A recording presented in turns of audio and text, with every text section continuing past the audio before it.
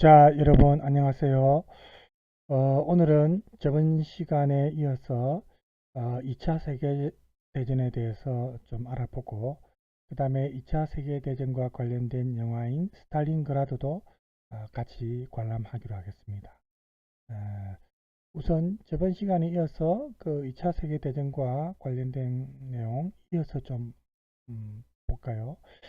그 히틀러와 스탈린 사이에 독일, 소련 상호 불가침 조약을 맺은 그 내용까지 우리가 저번 시간에 봤거든요. 계속해서 볼까요? 소련 스탈린그라드. 자, 제가 여기는 영화 쪽이고 히틀러는 소련의 스탈린과 비밀 협상을 하는데요. 독일과 소련 사이에 낀 폴란드를 사이좋게 반반씩 침공해서 서쪽은 독일이, 동쪽은 소련이 차지하자. 그리고 무슨 일이 있어도 우리는 서로 공격하지 말자는 조약. 이게 바로 1939년 8월 23일에 맺은 독소 불가침 조약입니다. 이제 히틀러는 무서울 게 없었습니다. 만약 1차 대전 때처럼 또 서쪽의 영국, 프랑스와 싸우더라도 뒤에서 소련한테 칼 맞을 일은 없게 됐으니까요. 이때 영국이랑 프랑스는 대체 뭘 하고 있었을까요? 원래 1차 대전 때는 영국, 프랑스, 러시아가 동맹이었지만 당시 러시아는 사라지고 공산국 소련이 탄생한 상황이었습니다. 영국, 프랑스 내부에서는 그래도 어떻게 공산국이랑 손을 잡냐 이런 분위기였기 때문에 결국 영국과 프랑스는 여론의 눈치만 살피다가 소련과 손잡을 타이밍을 놓쳐버립니다. 어쨌거나 이제 독일은 본격적인 무력 침공을 준비하는데요. 여기서 중요한 포인트가 바로 무력 침공이라는 점입니다. 여태 독일은 피 한 방울 안 흘리고 오스트리아와 체코슬로바키아의 주데텐란드 등을 접수했는데요. 이제 폴란드를 무력 침공한다는 것은 또 다른 전쟁의 서막을 알리는 것이었습니다. 결국 1939년 9월 1일 할머니가 돌아가셨다라는 선제 공격 암호에 따라 나치 독일의 탱크들이 폴란드 국경을 넘어갑니다. 이때 이제 여러분 알다시피 선전포고 없이 기습 공격으로 시작이 됐습니다. 우리도 뭐 6.25 전쟁 때 선전포고 없이 기습 공격을 당했지만 상대가 준비할 시간을 주지 않고 무방비 상태에 있을 때 이제 공격하니까 훨씬 더 빠른 시간에 폴란드를 점령할 수 있게 됐죠. 히틀러라는 한 사람의 야욕으로 인해 공식적인 2차 세계대전의 막이 열린 것입니다. 독일의 총공세에 폴란드군은 2주 만에 무너져버립니다. 이 결과에는 두 나라 간의 공군력 차이가 결정적이었는데요. 우리가 슈투카라고 부르는 독일의 급강화 폭격기는 당시 폴란드인들이 생전 처음 보는 괴물 전투기였습니다. 게다가 동쪽에서 60만 소련 대군까지 가세하자 폴란드는 무릎을 꿇을 수밖에 없었습니다. 영국과 프랑스, 이번엔 그냥 넘어갈 수 없었겠죠. 독일이 폴란드를 친 지 이틀 뒤 연합국이 독일에 선전포고를 합니다. 하지만 그게 다였습니다. 아직 전쟁 트라우마가 남아있던 영국, 프랑스는 그냥 말로만 폴란드를 도울 뿐이었죠. 결국 무력으로 폴란드를 점령한 독일이 무시무시한 2차 대전의 문을 열었습니다. 다음 목표는 바로 히틀러의 증오가 서려있는 적국 프랑스였습니다. 그런데 프랑스에겐 믿는 구석이 하나 있었는데요. 바로 프랑스와 독일 국경을 따라 만든 지하요새 마지노선이었습니다. 마지노선은 프랑스 국방부 장관이던 앙드레 마지노가 1차 대전 참호전의 악몽만큼은 피하기 위해서 만든 프랑스 서부전선 방어선인데요. 프랑스와 독일 국경을 따라 약 800km 지하에 건설된 이 요새는 자급자족이 가능한 데다 튼튼한 지하도시였고 장거리포 같은 무기까지 촘촘히 설치된 철통 방어선이었습니다. 이 무적의 마지노선에 한 가지 흠이 있다면 중간에 약 7km 정도의 개구멍이 뚫려 있다는 거였는데요. 이 구멍 뚫린 지점엔 아르덴이라는 숲이 있었는데 산림이 엄청 빽빽해서 어차피 여기를 통과하긴 힘들 거라고 생각했던 겁니다. 하지만 그건 1차 대전 때처럼 보병으로 통과할 때 얘기였고 1940년에 나치 독일군은 전차를 몰며 아르덴 숲을 통과해버립니다. 프랑스군은 추풍낙엽으로 쓰러졌고 곧 독일군은 프랑스 주력군을 앞뒤로 포위해버립니다. 그런데 이 포위망 속에는 바다를 건너온 영국군도 있었습니다. 영국 상황이 좀 심각했던 게 여기에 갇힌 19만 명이 영국 육군의 전부였습니다. 이들이 전멸하면 큰일 나는 거였죠. 연합군 수뇌부는 이 포위망에 갇혀있는 병사들을 향해 프랑스와 벨기에 접경에 위치한 해안도시 덩케르크로 집결하라 명합니다. 1940년 5월 26일 덩케르크에 집합한 연합군 병사들, 그 중에서도 특히 영국군을 빼내기 위한 탈출 작전이 시작됩니다. 하지만 이 인원을 해안으로 탈출시키자니 배가 턱없이 부족한데요. 그때 기적이 일어났습니다. 수많은 민간 선박과 귀족들의 호화요트, 어선과 통통배에 이르기까지 약 700척의 선박이 덩케르크 해안으로 몰려오고 있었습니다. 수많은 민간인들은 젊은 병사들을 구하기 위해 영국에서부터 자발적으로 배를 몰았고 정원 초과 상태로 병사들을 꾸역꾸역 태워가며 무사히 영국으로 복귀합니다. 이렇게 무려 33만여 병사가 덩케르크를 탈출한 것은 독일군이 진격을 멈춘 사이에 벌어진 기적 같은 일이었는데요. 이때 히틀러는 대체 왜 가만히 있었던 걸까요? 덩케르크 관련해서는 영화로도 사실은 만들어졌지 않습니까? 본분이 있는지 몰라도, 그죠? 그래서 진격 중지 명령을 내린 것은 두고두고 의문을 남겼습니다. 여기엔 복합적인 원인이 있겠으나 전열을 가다듬기 위해 지시했다거나 영국과의 평화 협상을 위해 풀어줬다 등등의 가설이 있는데요. 이유가 뭐였든 히틀러가 덩케르크에서 진격을 중지시킨 건 결국 2차 대전 패배의 도화선이 되었습니다. 1940년 6월 14일 히틀러의 나치 독일군이 프랑스 파리에 입성합니다. 이제 강력한 프랑스 육군은 거의 사라지고 영국군은 배 타고 섬으로 도망갔으니 서부 유럽은 거의 히틀러 손에 들어온 건데요. 이제 슬슬 소련까지 차지하고 싶은 욕심이 피어오릅니다. 그리고 마침 스탈린이 내부 권력을 잡다가 자기네들 지휘관을 싹 다 숙청했다는 소식이 들려옵니다. 이를 기회로 여긴 히틀러, 독소 불가침 조약을 찢어버리고 1941년 소련을 침공합니다. 이것이 바로 2차 대전 안의 또 다른 대전, 독소 전쟁입니다. 서부 전선에서의 승리로 자신감이 넘치던 히틀러는 수도 모스크바를 향해 진군해 나갑니다. 그런데 모스크바 작전에서 히틀러가 돌연 진군을 중지시키더니 모스크바 밑에 우크라이나 먼저 정리하라고 명령합니다. 히틀러의 생각은 모스크바를 먼저 치러 갔다가 후방 우크라이나에게 뒤를 공격당할 수도 있다는 거였는데요. 결론적으로 이 우크라이나 침공은 큰 실수였습니다. 모스크바 코앞에서 차를 돌려 우크라이나로 간 독일군은 하루 만에 우크라이나를 무너뜨리고 다시 모스크바에 갑니다. 이때 모스크바에 다시 도착한 게 10월이었는데요. 러시아의 무시무시한 초겨울이 시작되는 시기였습니다. 세계 최강을 자랑하던 독일군 기갑부대 탱크들은 얼어붙은 진흙탕 앞에선 속수무책이었고 우크라이나에 갔다 오는 동안 모스크바의 소련군은 이미 철통 방어가 완료된 상태였습니다. 그래서 히틀러는 스탈린그라드로 목표를 변경합니다. 이 도시는 소련의 유전지대기도 했고 스탈린이 자기 이름을 넣을 만큼 애착을 갖고 있는 도시이기도 했습니다. 이렇게 인류의 단일 전투로서는 최다수의 사상자를 낸 비극의 사륙전 스탈린그라드 전투에 서막이 오릅니다. 1942년 7월부터 1943년 2월까지 이어진 이 전투에서 40만 독일군과 100만 소련군 대부분이 전사했고 민간인까지 합치면 총 200만 명 이상이 희생됩니다. 스탈린그라드 전투가 얼마나 끔찍했냐면 독일군은 7초에 한 명씩 죽고 소련군은 6살짜리 꼬마에게도 총을 쥐어주었답니다. 독일의 전투기 수천 대가 융당 폭격으로 도시를 초토화시켰고 밀려나던 소련군은 싸우다 죽자고 외치며 앞으로 나아갔습니다. 점점 더 치열해지는 전투 속에서 보급이 끊긴 소련군의 상황은 특히 더 열악했는데요. 소총을 들고 뛰던 동료가 죽으면 뒤에서 맨손으로 따라오던 병사가 그 총을 주워서 다시 쓰는 상황까지 벌어집니다. 그렇게 11월이 되자 소련군이 새로 개발한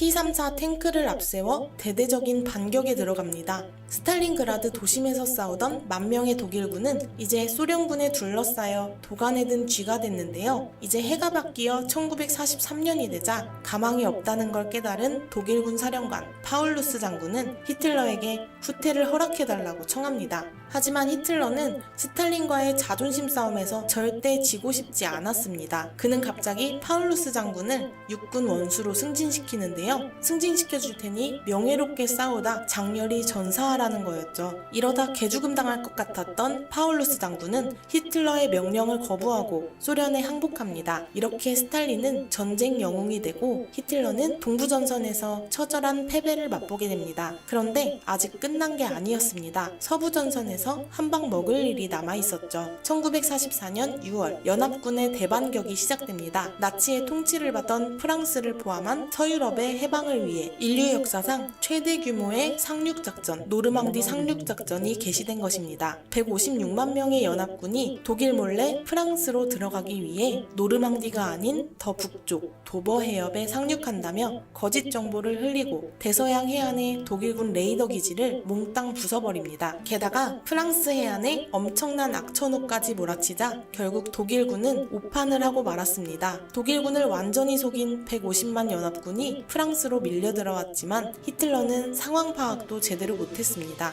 대응 타이밍을 놓친 독일군은 연전 연패하기 시작했고 독일군 수뇌부는 이제 히틀러의 군 작전 능력을 의심하기 시작합니다. 몇몇 엘리트 장교들은 결국 저 정신 나간 히틀러만 없으면 전쟁이 끝난다는 믿음으로 히틀러 암살 작전에 들어가는데요. 1944년 7월 회의장 책상 밑에서 시한폭탄이 터졌지만 고막만 찢어진 히틀러는 부하들의 배신에 엄청난 충격을 받고 이젠 더더욱 아무도 믿지 못한 채 마음대로 전쟁을 밀어붙입니다. 노르망디에 상륙한 연합군이 드디어 프랑스 파리로 진군하자 히틀러는 선 넘은 명령을 내리는데요. 파리 점령군 사령관 콜티츠에게 파리를 다 불태우고 시민들을 다 죽여버리라는 겁니다. 하지만 콜티츠 장군은 히틀러의 몹쓸 명령을 거부하고 부하 17,000여 명과 함께 연합군에 항복합니다. 그는 나중에 군사재판에서 이렇게 말했습니다. 히틀러의 배신자가 될지언정 인류의 죄인이 될 순 없었다. 궁지에 몰린 히틀러는 아르덴 숲을 뚫고 최후의 반격을 합니다. 이것이 독일의 마지막 반격, 벌지 전투입니다. 운 좋게도 악천후 날씨 속에 숲속 독일군의 모습이 가려지는 듯 했으나 곧 날씨가 맑아지자 연합군에게 위치가 훤히 발각되면서 괴멸당합니다. 거기다가 160만 소련 대군의 전차와 전투기가 동쪽에서 독일 베를린을 향해 진군해 오기 시작합니다. 서부 전선의 미국, 영국, 프랑스 연합군과는 달리 독일 민간인들을 미친 듯이 죽이며 달려오고 있다는 소련군의 소식에 베를린 시민들은 공포에 떨었습니다. 이런 상황에서도 히틀러는 베를린을 사수하기 위해 남아있는 16세에서 60세 사이 총 들 수 있는 남자는 다 모으고 10살에서 18살 청소년들에게도 총을 쥐어줍니다. 1945년 4월 28일 소련군이 사실상 베를린을 점령하자 이제 승산이 없다는 보고를 들은 히틀러. 그 다음날 자신의 연인 에바 브라운과 결혼식을 올리고 4월 30일 두 사람은 베를린 지하 벙커에서 동반 자살합니다. 1945년 5월 8일 독일군이 공식적으로 항복 문서에 서명하면서 유럽을 대살육전으로 몰아넣었던 2차 대전이 막을 내립니다. 이 영상은 도서 썬킴의 거침없는 세계사를 바탕으로 제작했는데요. 그래서 일본과 관련된 이제 동아시아 쪽은 이제 이 내용에서 생략이 됐습니다만 어쨌든 2차 세계대전이 이렇게 해서 이제 종료가 되죠. 어쨌든 이 2차 세계대전의 참상은 우리가 말로 이제 표현하기가 참 힘들 정도인데, 그래서 제가 준비한 것은 이제 아까 우리 여기서도 나왔지만 가장 많은 인의 민간인을 포함해서 가장 많은 인원이 전사했던 이제 스탈린그라드 전투가 있는데 이게 영화화 됐습니다. 그래서 1997년에 이제 개봉이 됐는데 이 영화를 보겠습니다. 보기 전에 이제 간단하게 줄거리를 먼저 보면 1942년 늦여름에 2차 세계대전이 네 번째 해를, 그러니까 4년이 지났을 때인데 히틀러 군대가 유럽의 대부분과 북아프리카 일부를 점령했습니다. 그리고 이들이 두 번째 러시아 공격을 준비 중이었는데 목표는 카스피해와 코카서스 유전, 이집트에서 큰 공을 세운 제6군이 이탈리아에서 짧은 휴가를 마치고 파울루스 장군의 지휘 아래 이 스탈린그라드로 진격합니다. 그러니까 스탈린그라드가 유전이 있었던 지역이니까 그것을 이제 핵심 목표로 잡은 거죠. 그래서 스탈린그라드로 향하는 기차 안에서 젊은 중위 한스와 패기 넘치는 롤로가 누가 살아 돌아올지 내기를 합니다. 그렇지만 전선에 도착하자마자 이들은 이제까지의 전투와는 다르다는 걸 느낌을 받죠.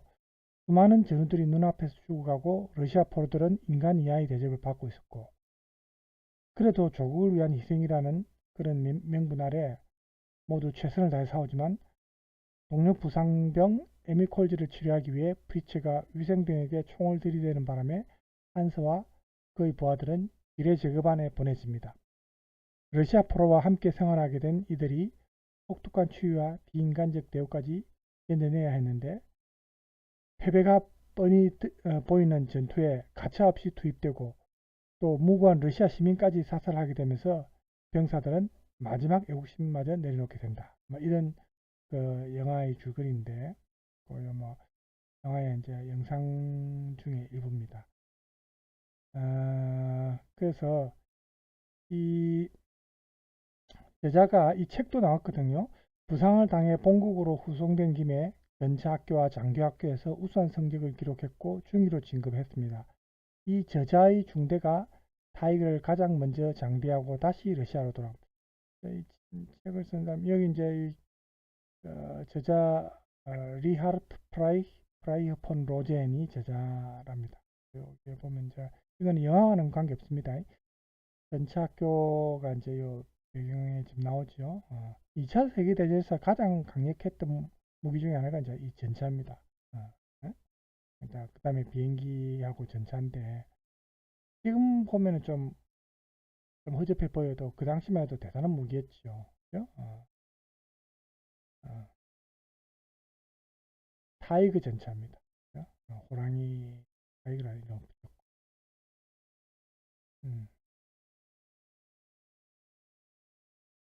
이 모형이죠. 지금 이제 2차 대전 때라서 흑백 사진인데, 어쨌든 이 전차가 명예를 떨쳤지만 그 소련을 침공했을 때 그 혹독한 추위 때문에 전차들이 중간에 이제 그 빙판에 이제 얼어붙어서 움직이지 못하고 할 때, 그때가 이제 악이었지. 어쨌든 그 전까지는 무적의 함대였습니다. 스페인 무적 함대처럼 전차가 무적이었죠. 예. 자, 이제 영화 스탈린그라드 조금 우리가 보면요. 이제 이게 아까 제가 이제 줄거리를 소개했고요. 이게 또 지금 잠깐만요.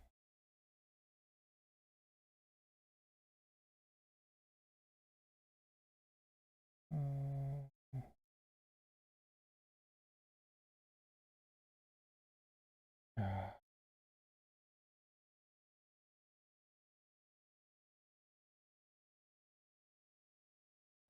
이제 여기 지도에 지금 나오지만 이 스탈린그라드 선멸전을 벌이는 동시에 남부 전선 전체에서 반격을 시작해서 독일군이 이제 공황 상태에 빠지는 거죠. 양쪽에서 이제 당하니까.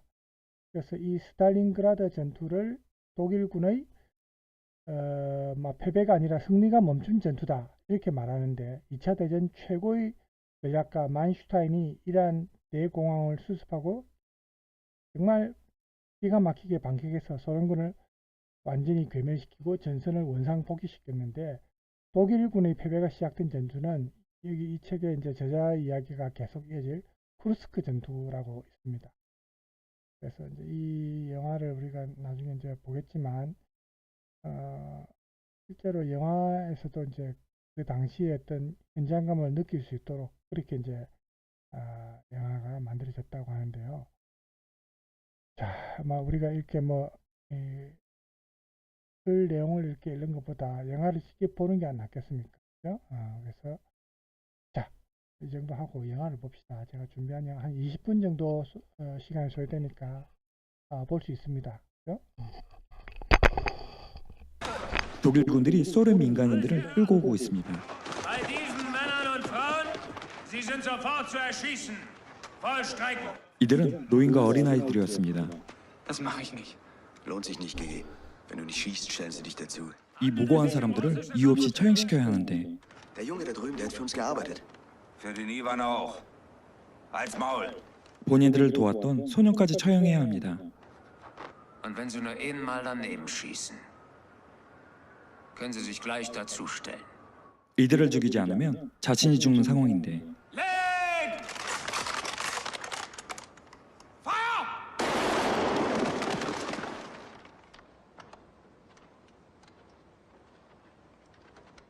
스탈린그라드 전투는 2차 세계대전 발발 후 군수산업과 석유산업이 발달한 소련의 스탈린그라드를 독일이 점령하기 위해 1942년 8월부터 1943년 2월 2일까지 6개월간 약 200만 명의 군인이 희생된 단일 전투로는 가장 많은 희생자가 발생한 전투였습니다.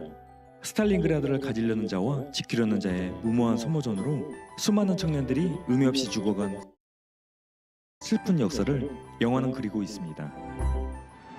1942년 8월 이탈리아 포토사르보 Nein, Pik muss es spielen. Nicht Herz. Pik muss es spielen. 아프리카 전선에서 승리하고 오랜만에 달콤한 휴식을 취하고 있는 독일 군대. Hey, Kameraden, 4 Mann und mit am Oberleutnant anpacken. 휴식 중에 부대원들 집합 명령이 떨어지고 전투에서 공을 세운 병사에게 훈장이 소요됩니다. Soldaten, im Namen des Führers sage ich euch, Männer, hier ist der neue Führer des ersten Zuges. 한스중이는 이중대 이소대의 새로운 소대장으로 부임하게 됩니다. Und Offizier? In diesem saumäßigen Aufzug wollen Sie ein Abzeichen des Führers entgegennehmen? Jawohl, Herr Leutnant. 한스중이에게 까칠한 롤로 하사. Das Abzeichen wird nicht verliehen. 죄송합니다. 제가 까불었습니다. Sturmpioniere, in einer halben Stunde feldmarschmäßig angetreten. 훈장 소요식이 끝나자마자 또 다른 임무를 부여받습니다. 병사들은 이탈리아에서의 짧았던 달콤한 시간을 뒤로하고 새로운 전쟁터로 향하는데 Weiß inzwischen irgendjemand, wo dieser Scheißzug hinfährt? Wie wär's denn mit Stalingrad, meine Herren? 기차는 러시아의 스탈린그라드로 향하고 있습니다. So eine lumpige Stadt, die nehmen wir doch in 3 Tagen. Prost! 아프리카 전선에서의 대승리로 병사들의 사기는 최고조였고 1941년 모스크바 점령 작전이 실패하긴 했지만 독일군은 소련군을 만만한 호구로 생각하고 있었습니다. 긴 여행이 끝나고 독일군 제6군은 스탈린그라드에 도착합니다.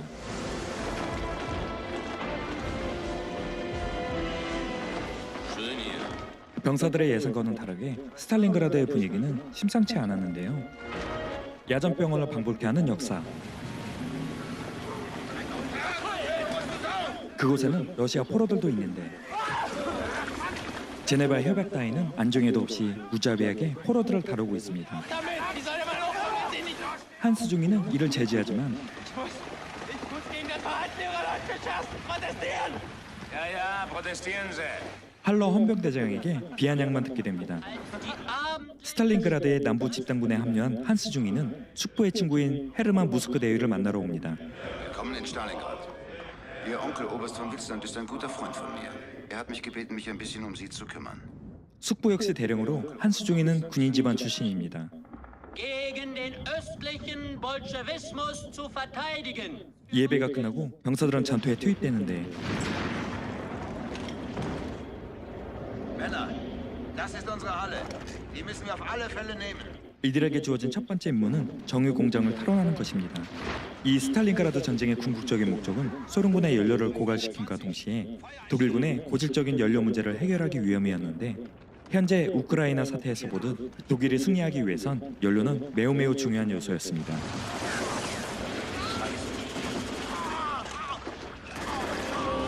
공장을 점령하러 전력을 다하지만 예상과 다르게 소련군의 저항은 아주 끈질겼습니다.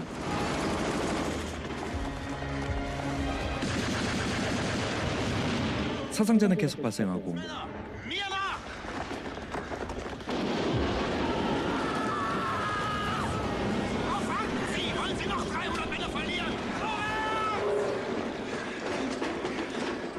결국 공장을 탈환하게 됩니다. Zufälligerweise trägt sie den Namen von Stalin selber, aber denken Sie nur nicht, dass ich deswegen. 전투가 끝난 후 라디오에선 히틀러의 연설이 들려오고 Dort schneidet man nämlich 30 Millionen Tonnen Verkehr ab. Es kommt kein Schiff mehr die Wolga hoch. Das ist das Entscheidende. 전장에서는 수많은 병사가 죽어가지만 현실과 동떨어진 히틀러의 연설. 62, vom Zählen war das auch nicht mehr. Mit 400 Mann sind wir losgezogen. 단 한 번의 전투로 400명이었던 군인이 62명으로 줄어버린 참혹한 전투였습니다. Glückwunsch, Junge. Lebst noch. 살아남긴 했지만 어린 병사는 슬픔에 눈물을 흘리고 Sei froh, dass du noch flennen kannst. 살아서 울 수 있다는 것만으로도 감사해야 하는 상황입니다. Bist der gemeingefährliche Müller. 이들 중 몇 명이나 이 지옥을 살아서 나갈 수 있을까요?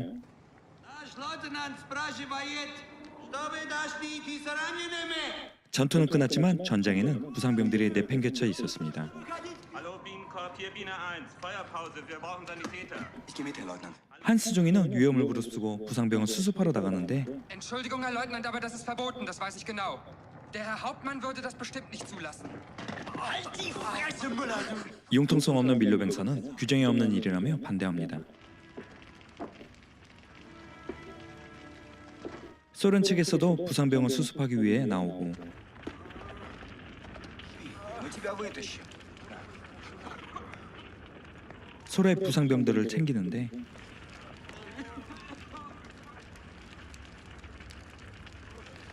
Что ты делаешь? 먹을 것들을 서로 나누고 화기애애한 분위기에서 서로의 병사들을 챙기는가 싶었는데 밀러 병사의 사격으로 부상자를 수습하던 전장은 순식간에 난장판이 돼버립니다. 밀러가 저지른 일이라는 걸 알게 되자 Ja, machen Sie das nur! Aber dann werde ich auspacken! Verbotene Feindkontakte! 적반하장으로 중위를 고발하겠다고 하는 밀러 병사. 수습한 부상병을 데리고 야전병원에 갔지만 이미 병원은 부상병들로 넘쳐났고 사방에서 부상병들의 비명소리가 들렸습니다.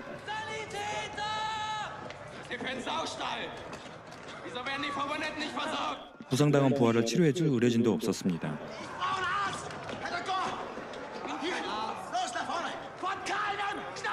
라이저 소대원은 급기야 의료진을 협박하여 동료를 치료하라 하는데 이를 본 헌병대장 할러가 이를 제지합니다. 의료진을 총으로 위협한 죄는 중범죄에 속했고 한스중의 부대원들은 처벌을 피할 수 없게 됐습니다.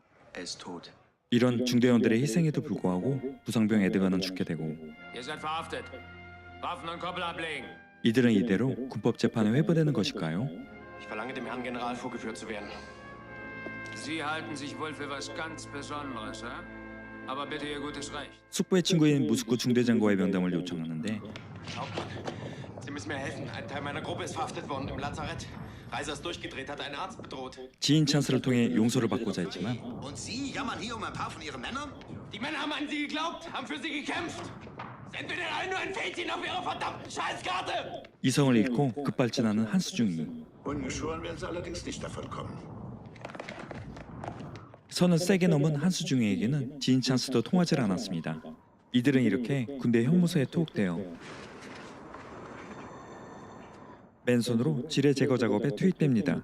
Hier, wirst dich schon dran gewöhnen. 식량 배급 차량에 도착하고 Damit jeder sieht, dass ich kein Unmensch bin und heute Weihnachten ist. 식량을 배급하는 병사는 중위를 고발하겠다고 했던 밀러입니다. Sagen Sie bitte, Sie ehemaliger Leutnant. 야, 치사한 놈. 자존심 강한 한수중이는 이런 굴욕에 아주 쉽게 굴복합니다. 이래저래 능욕당하는 한수중이. 빵 한쪽에 아수라장이 됩니다. 이날 저녁 구금되어 있는 병사들에게 새로운 임무가 부여되는데 Wahnsinn. Komm noch nicht mal bis an die Front. 무슨 임무길래 병사들이 이렇게 극구 거부하는 걸까요? Erschieß uns doch alle, ist doch wurscht, wer uns abknallt. Ruhe!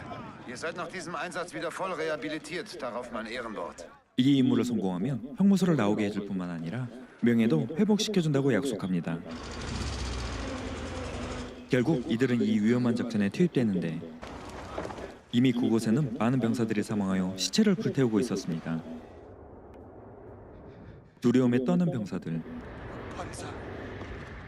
이들의 임무는 소련 탱크의 진로를 막아내는 것이었지만 아군이 가진 무기는 대전차포와 포격밖에 없었습니다.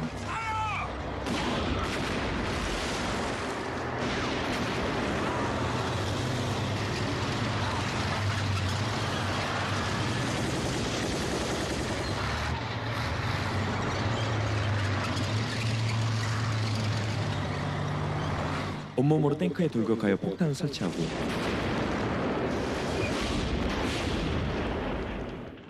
정말 운 좋게도 소련 탱크 부대의 진입을 막는 데 성공한 부대원들. 대전차포를 끌고 부대로 복귀합니다. Im Namen des Führers.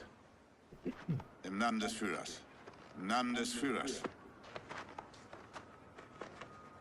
Im Namen des Führers. 공로를 인정받은 이들은 계급장을 다시 받게 되지만 사령관의 계급장 수여식이 끝나고 소련 민간인들이 끌려옵니다. Alles herhören! Bei diesen Männern und Frauen vollstrecken! Das mache ich nicht. 계급장 수여식이 끝나자마자 소련 민간인들을 사형시키라는 명령. Herr Hauptmann, lassen Sie wenigstens das Kind. Und wenn Sie nur einmal daneben schießen. 명령을 거부하면 처형시키겠다는 협박을 하는 할러 헌병대장. Legt!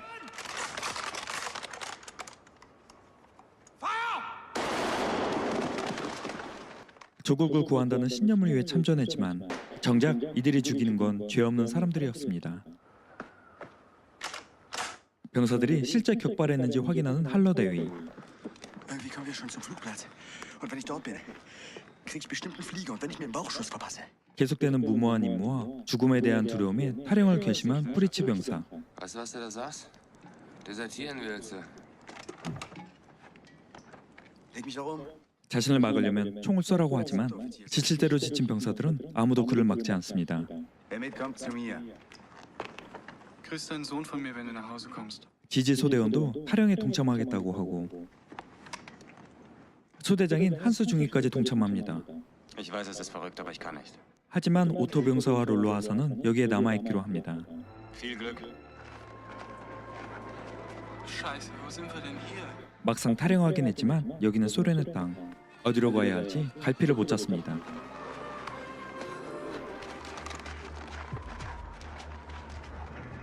가는 곳마다 여기저기 버려져 있는 시체들.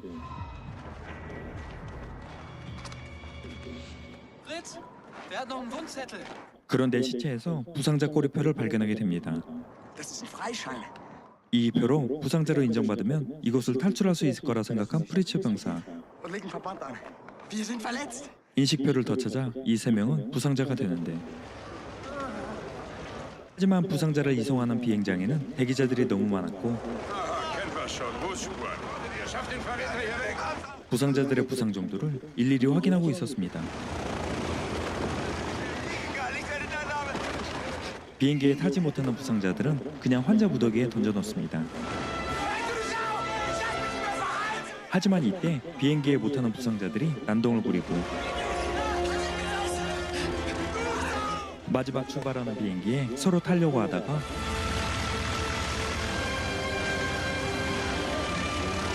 탈영한 부대원들은 결국 비행기를 타지 못합니다. 이도저도 못한 병사들은 결국 부대로 복귀하는데 Willkommen im Massengrab. Gab wohl keinen Flieger mehr für euch. 그 사이 독일군은 소련의 포위 작전으로 상황이 더 심각해졌습니다. 더군다나 무스크 중대장은 심각한 부상을 입어 발이 썩어가고 있었습니다. Dann wollen wir alle mal zusammen noch ein bisschen sterben. 히틀러의 예상과는 다르게 스탈린그라드 전투는 지독한 소모전이 됐고 수십만 명의 병사들이 죽어나갔습니다. 이때 어디선가 들리는 비행기 소리. 비행기에서 떨어뜨린 건 독일군의 보급품이었습니다. Scheiße mit den Orden. 모든 보급로가 막혔던 독일군은 이렇게 비행기에서 떨어뜨리는 보급품에 의지해야 했으며 그나마 대부분 소련군에게 넘어갔고 식량이 아닌 엉뚱한 물품들로 채워져 있는 경우가 다반사였습니다. 심지어는 콘돔도 들어있었다니 이 당시 독일의 보급이 얼마나 엉터리였음을 알 수 있습니다. 거기에는 다행스럽게도 식량이 있어 정신없이 먹고 있는데 이를 본 할러 중대장은 보급품을 빼앗을 목적으로 이들에게 총을 겨눕니다. Wo ist Ihre Einheit? Bleiben Sie stehen! Sie sollen stehen bleiben! 하지만 배고픔에 이성을 잃은 병사들은 중대장의 지시 따위는 통하질 않았는데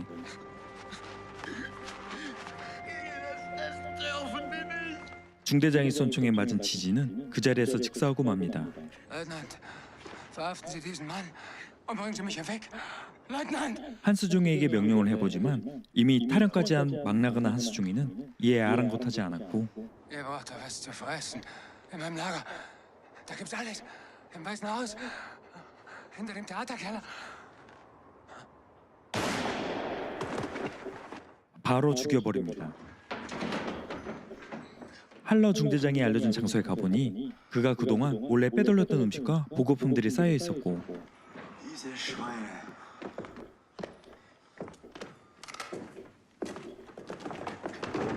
한 소련 여성이 침대에 묶여 있었습니다. Meine Mutter war Deutsche. 그녀는 독일인 어머니와 소련인 아버지 사이에서 태어났고 할러 중대장에게 잡힌 후 이곳에서 할러 중대장의 성적 노리개로 있었던 것입니다. 부상으로 사경을 헤매던 중대장 무스크가 깨어나자 이들에게 총을 겨누는데 할러 헌병대장을 죽이고 탈영하여 이곳에 숨어있는 이들을 군법에 회부하겠다고 합니다.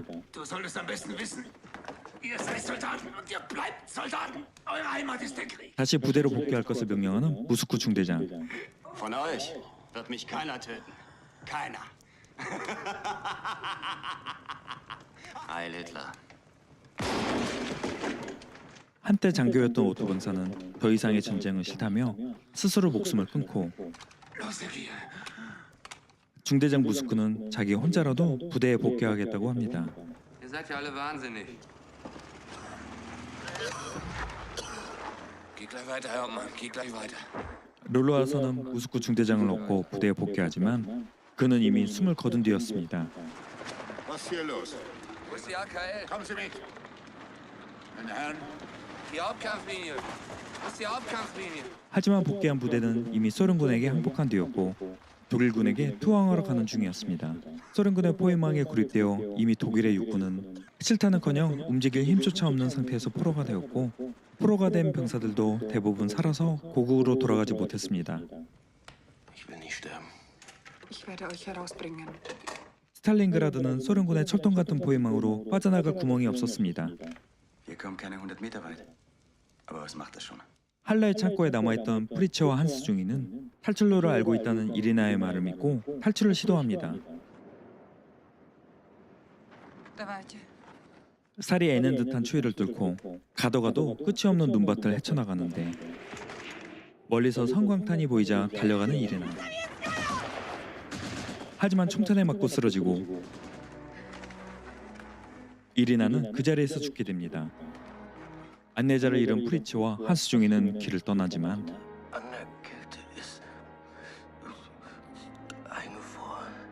이들도 이 황량한 벌판에서 죽음을 맞이하게 됩니다.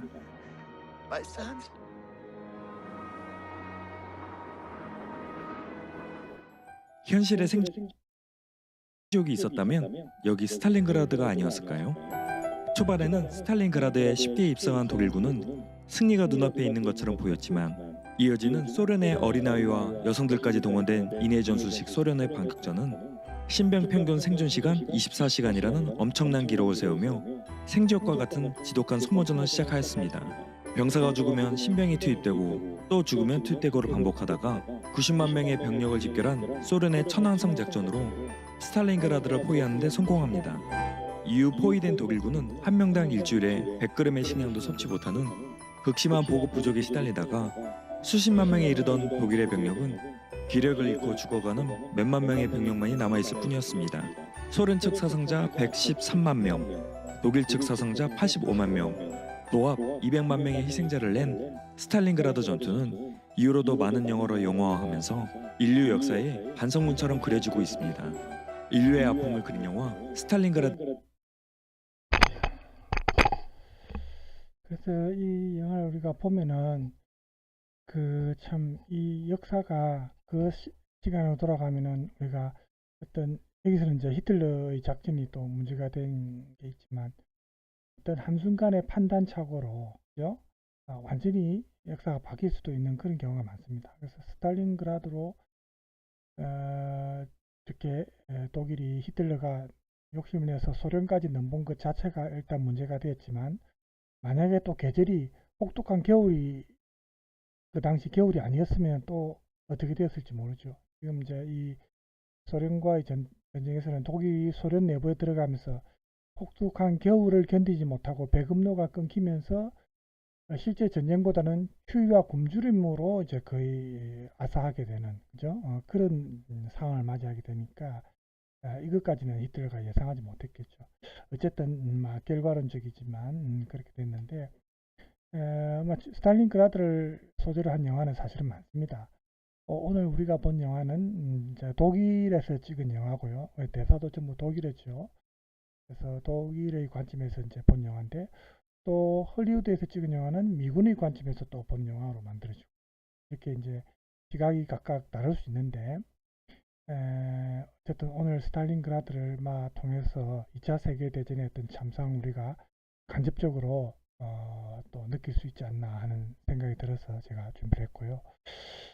시간은 이제 지금 40분 됐지만 오늘 수업은 이 정도로 해서 마칠까 합니다. 그래서 2차 세계대전과 그다음에 2차 세계대전을 대표하는 여러 전쟁 중에서 이제 스탈린그라드를 봤습니다. 이 외에도 2차 세계대전과 관련된 영화는 너무나 많습니다만 우리가 수업 시간에 다 다룰 수는 없기 때문에 한 작품만 제가 선정을 했습니다. 자, 오늘 이 정도로 마치고요. 다음 시간에 또 다른 주제로 여러분과 만나도록 하겠습니다. 감사합니다.